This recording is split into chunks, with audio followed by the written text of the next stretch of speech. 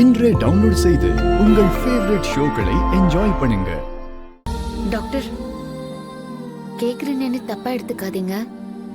கல்கியை நாங்க எங்க வீட்டுக்கு கூட்டிட்டு போலாமா? ஏன்னா எங்க வீட்ல கல்கி மேல பிரியத்தை காட்ட நிறைய பேர் இருக்காங்க. அவங்க காட்டுற அன்புக்கு அளவே இருக்காது.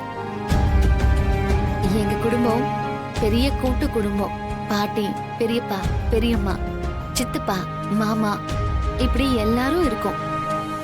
நாங்க காட்டுற அன்புனால கண்டிப்பா கல்கிக்கு இந்த பிரச்சனையெல்லாம் கியூர் ஆகிறதுக்கு வாய்ப்பு இருக்கு.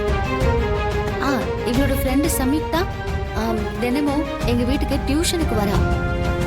அவ பக்கத்திலேயே இருக்கும்போது கல்கிக்கு இன்னும் நம்பிக்கை அதிகமா வரும். டாக்டர், நீங்க பெர்மிஷன் கொடுப்பீங்களா?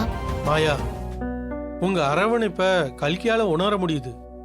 அந்த அரவணைப்பும் கல்கிக்கு தேவைப்படுது. அதை எங்க எல்லாரும் நாங்க கண்ணாலே பார்த்தோம்ல.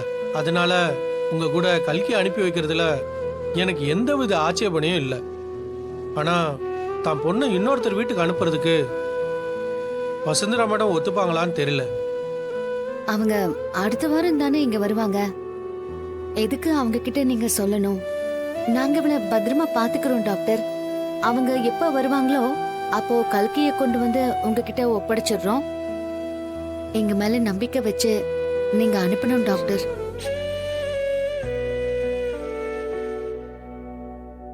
நாங்க தெரிய வேணாம்னு நினைக்கலாம். ஆனா இவங்க 3 பேரும் மேடத்துக்கு ரொம்ப லாயலானவங்க. தினம் இவங்களுக்கு ஃபோன் பண்ணி பேசுவாங்க. நாம மறைச்சாலும் இவங்கெல்லாம் சொல்லிடுவாங்களே. இல்ல சார், எங்களுக்கு கல்கி குணமாகணும். அதனால இவங்களோட அனுப்புங்க சார். ஆமா சார், எங்க கிட்ட ஒரு வாய் சாப்பாடு கூட ஒழுங்கா சாப்பிட மாட்டேங்கிறாங்க. கல்கி நாளுக்கு நாள் வெளிஞ்சுகிட்டே போயிட்டு இருக்காங்க. நாங்க அவங்க அம்மா கிட்ட சொல்ல மாட்டோம் டாக்டர். நீங்க என்ன சொல்றீங்களோ அதையே சொல்றோம்.